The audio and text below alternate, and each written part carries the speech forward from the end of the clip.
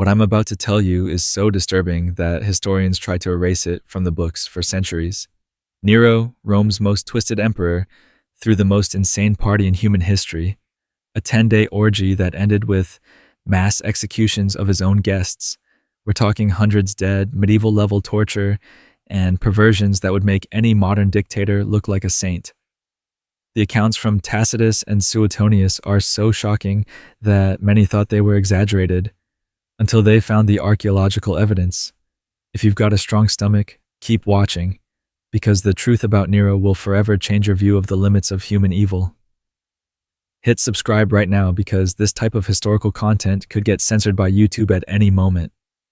To understand how Nero reached the point of hosting massacres disguised as parties, we need to go back to 37 AD, when Lucius Domitius Ahenobarbus was born, who would later become Rome's most feared emperor. Nero wasn't just your average sadist. He was bred to be a psychopath. His mother, Agrippina, was Emperor Caligula's sister and Claudius's niece. She murdered her own husband to marry Emperor Claudius and ensure Nero would reach power. Imagine growing up watching your mom poison people at breakfast like it's just another Tuesday. By age 13, Nero was already showing disturbing signs. Seneca, his tutor, reported that the kid tortured slaves for fun and showed sexual pleasure watching others suffer. When Claudius officially adopted Nero, he sealed Rome's fate in the hands of a sociopath in training. In 54 AD, at just 16 years old, Nero became emperor after Agrippina poisoned Claudius with death cap mushrooms. But here's the detail most people don't know. Nero didn't just want political power. He wanted absolute control over life and death, pleasure and pain of his subjects. The first 5 years of his reign were relatively calm, thanks to the influence of Seneca and Burrus, his advisors. But Nero was just waiting for the right moment to reveal his true nature. When he turned 21, the civilized mask started to slip. Historian Tacitus described it perfectly. Nero discovered that being emperor meant having divine license to fulfill any sick fantasy that crossed his mind. And his fantasies were darker than any modern horror movie. The definitive transformation happened in 59 AD, when Nero decided to murder his own mother. Agrippina had become an obstacle to his most extreme plans. He first tried to drown her in a sabotaged boat, but she escaped by swimming. Then he sent soldiers to stab her to death in her villa. Suetonius reports that after the matricide, Nero entered a state of manic euphoria that lasted for months. He had broken the last moral taboo that limited him. If he could kill his own mother, any atrocity became possible. It was during this period that Nero began developing his experimental parties, events where he tested how far he could push human cruelty before his guests would rebel. These parties were sadism laboratories that would culminate in the 10-day orgy that would forever mark the history of depravity. Before the infamous 10-day orgy, Nero perfected his craft through smaller test runs that would make Jeffrey Dahmer look like a choir boy. These weren't just wild Roman parties, they were psychological experiments in human degradation. Starting in 60 AD, Nero began hosting what he called divine banquets at his Golden House. The palace itself was a monument to excess, covering 300 acres with rotating dining rooms, artificial lakes, and rooms lined with gold and precious stones. But the real horror wasn't the luxury. It was what happened to the guests. Nero's twisted genius was making murder look like entertainment. He would invite Rome's elite, senators, wealthy merchants, even foreign dignitaries, under the pretense of experiencing the ultimate Roman hospitality. What they got instead was a front row seat to their own destruction. The format was always the same: 3 days of normal festivities to lull guests into comfort, followed by increasingly disturbing games. Gladiator fights would begin in the dining hall, but instead of professional fighters, Nero would force guests to battle each other. The losers didn't just lose, they were fed alive to wild animals while dinner continued. Senator Flavius Scaevinus, who survived one of these banquets, wrote in his secret memoirs, "The emperor's eyes would light up with inhuman joy as he watched noble Romans tear each other apart. He would applaud and demand encores, as if watching a theatrical performance rather than witnessing murder. But Nero's creativity went beyond simple gladiator combat. He invented participation dining, where guests had to choose which of their fellow attendees would be tortured during each course. Refused to choose? You became the entertainment yourself. The psychological torment was as deliberate as the physical violence. The most chilling detail comes from Pliny the Elder's hidden records. Nero kept detailed notes on each guest's breaking point. He was studying human psychology through torture, documenting how long it took different types of people to abandon their morals when faced with death. By 64 AD, these banquets had evolved into elaborate survival games. Guests would arrive thinking they were attending a feast, only to discover they were actually participants in deadly competitions designed by a madman. The wealthy Romans who once ruled the world found themselves reduced to animals fighting for Nero's amusement. The pattern was escalating, and everyone in Rome's upper class knew it. But here's the twisted part. They kept attending. Fear of refusing Nero's invitations outweighed fear of what might happen if they accepted. This psychological manipulation set the stage for the ultimate horror show, the 10-day orgy that would push human evil to its absolute limit. In 65 AD, Nero completed construction of his ultimate playground of terror, the Domus Aurea, or Golden House. This wasn't just a palace, it was a purpose-built facility for the most elaborate torture scenarios in human history. Archaeological evidence, discovered in the 1990s, revealed chambers that proved the ancient historians weren't exaggerating. The Golden House sprawled across 3 of Rome's 7 hills, featuring over 300 rooms designed for different types of entertainment. Room 127, discovered by Italian archaeologists, contained elaborate drainage systems clearly designed to wash away blood. Room 89 had mechanical devices for restraining multiple people simultaneously. This wasn't architecture, it was engineering for mass murder. Nero's master stroke was the rotating dining hall, powered by slaves turning massive gears beneath the floor. But recently discovered frescoes reveal its true purpose. The rotation wasn't for spectacle, it was to give guests a 360-degree view of torture chambers built into the walls. Dinner literally revolved around watching people die. The most disturbing discovery came in 2019 when ground-penetrating radar revealed a hidden level beneath the known palace structure. These underground chambers, connected by narrow tunnels, were where Nero kept his special guests. People who had outlived their entertainment value but weren't quite ready to die.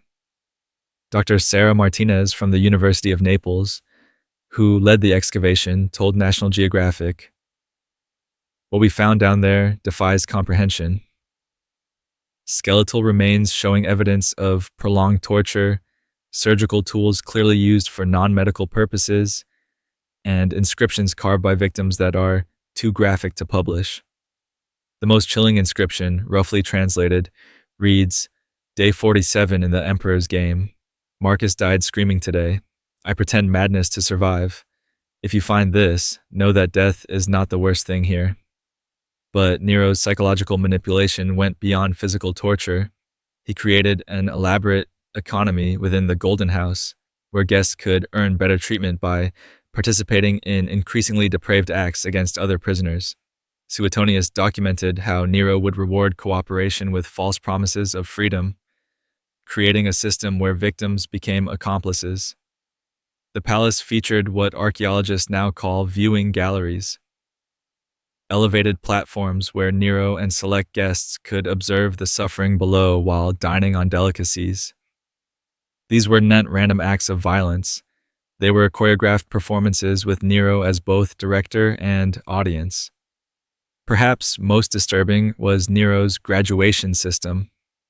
New victims would start in relatively comfortable chambers, experiencing luxury alongside hints of danger. As they proved entertaining, they would be moved to progressively worse conditions, with each level designed to break them psychologically before destroying them physically. By late 65 AD, the Golden House had become a well-oiled machine of human destruction. Nero had perfected the art of psychological and physical torture, creating systems that would be studied by totalitarian regimes centuries later. Everything was in place for his masterpiece. a 10-day event that would combine all his techniques into the most comprehensive display of human evil ever documented. In the spring of 66 AD, Nero sent out invitations for what he called the Ultimate Divine Festival, a 10-day celebration of Roman greatness and imperial power. The 347 invitees included the cream of Roman society, senators, military leaders, wealthy merchants, and foreign dignitaries. None of them knew they were receiving their own death warrants. The event began on March 15th with traditional Roman pageantry. Day 1 and 2 were deliberately normal: elaborate feasts, gladiator exhibitions, theatrical performances. Nero wanted his victims relaxed and unsuspecting. Contemporary accounts describe guests praising the emperor's hospitality, with many considering it the social event of the decade. Day 3 marked the first shift. During the evening banquet, Nero announced special entertainment and brought in 20 prisoners of war. Instead of a traditional gladiator fight, he forced the guests to vote on how each prisoner should die. Refuse to vote? Join the prisoners. This was Nero's genius, making everyone complicit in the horror. By day 4, the psychological manipulation intensified. Guests woke to find their sleeping quarters had been rearranged during the night, with some moved to progressively worse accommodations. Nero announced that comfort levels would be determined by enthusiasm for imperial entertainment. The message was clear: participate enthusiastically in cruelty or become its victim. Days 5 and 6 saw the introduction of Nero's loyalty tests. Guests were forced to torture prisoners with their own hands, while Nero evaluated their dedication to imperial pleasure. Those who showed reluctance were marked for elimination. Senator Gaius Petronius wrote in his hidden diary, "We have become actors in the emperor's theater of hell, knowing that stepping off stage means death." The real horror began on day 7. Nero divided the remaining guests into groups and announced competitive entertainment. Each group had to design and execute increasingly creative tortures, with the winning group earning better treatment and the losers joining the victims. The psychological breakdown of Rome's elite was complete. They were now actively competing to be the most creative killers. Day 8 and 9 blurred the line between victim and perpetrator entirely. Guests were forced into sexual acts with prisoners before killing them, while Nero documented everything with teams of scribes and artists. He was creating a permanent record of how completely he had corrupted Rome's leadership. The final day, March 25th, was Nero's masterpiece of evil. He announced that the festival would end with a divine selection. Guests would draw lots to determine who would be executed and who would live to spread word of imperial glory. But this was another lie. Archaeological evidence suggests that nearly everyone present died that day, with only a handful of predetermined survivors left to tell the tale. The executions weren't quick. Nero had spent 10 days conditioning his victims and now wanted to savor their final moments. Crucifixions, wild animal attacks, and elaborate torture devices were used while surviving guests were forced to watch and applaud. The psychological torture continued until the very end. The aftermath of Nero's 10-day massacre was unlike anything in Roman history. Over 300 of Rome's most prominent citizens had vanished, and the few survivors were too traumatized or terrified to speak publicly. But Nero's biggest challenge wasn't hiding the bodies, it was controlling the narrative. The official imperial records, preserved in fragments at the Vatican archives, show Nero's propaganda machine in overdrive. The deaths were explained as tragic accidents during games, sudden illness outbreak, or voluntary deaths for imperial honor. Families of victims were given massive financial compensation and threatened with annihilation if they questioned the official story. But Nero made a crucial mistake. He kept detailed personal records of the event. These documents, discovered in a sealed chamber beneath St. Peter's Basilica in 1978, contain Nero's own handwritten accounts of the torture methods used, psychological breakdowns observed, and his personal favorite moments. The Vatican has never released the full contents, stating they are too disturbing for public knowledge. Dr. James Richardson from Harvard's Ancient History Department, one of only 7 scholars allowed to view the documents, described them as the most comprehensive record of systematic human evil ever discovered. Nero didn't just commit these acts, he studied them with scientific precision. The immediate aftermath in Rome was chaos masked as normalcy. Suetonius recorded that families held fake funerals for relatives who had died of illness, while secretly knowing they had been murdered. The Senate, depleted of many members, passed laws retroactively justifying any harsh but necessary actions for imperial security. But the psychological damage to Roman society was irreversible. Trust in imperial authority, already strained, completely collapsed among the surviving elite. This directly contributed to the Year of 4 Emperors crisis that followed Nero's death in 68 AD. The empire's leadership had been psychologically shattered by witnessing their peers reduced to animals. Modern forensic analysis of remains found at the Golden House site reveals evidence supporting the ancient accounts. Chemical analysis shows traces of exotic poisons, bone damage consistent with specific torture devices described by Suetonius, and dental evidence suggesting victims were kept alive far longer than previously thought possible. Perhaps most disturbing is the influence Nero's methods had on future dictators. Secret Nazi documents captured after World War II reference Neronian techniques studied by Heinrich Himmler. Stalin's NKVD manual includes a chapter titled Psychological Breakdown Protocols that mirrors Nero's approach exactly. The techniques perfected during those 10 days continue to influence totalitarian regimes today. The archaeological evidence keeps growing. Ground-penetrating radar has identified at least 30 more burial sites around Rome containing victims from this period. Each discovery confirms what ancient historians reported. The 10-day orgy wasn't just mass murder, it was systematic destruction of human dignity on an industrial scale. Nero's legacy isn't just about ancient history. His methodical documentation of how to break human beings psychologically created a blueprint that has been used by every major dictator since. Understanding these events isn't just academic curiosity, it's crucial for recognizing when power becomes absolute evil. The most sobering fact? Modern psychological studies suggest that given similar circumstances and gradual conditioning, most people would have behaved exactly like Nero's victims and perpetrators.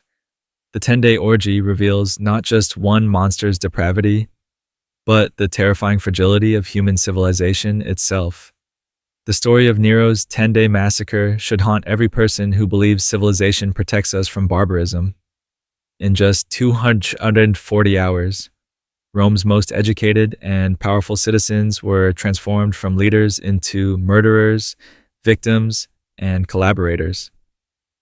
If it could happen to them, it could happen to anyone. This isn't just ancient history, it's a warning.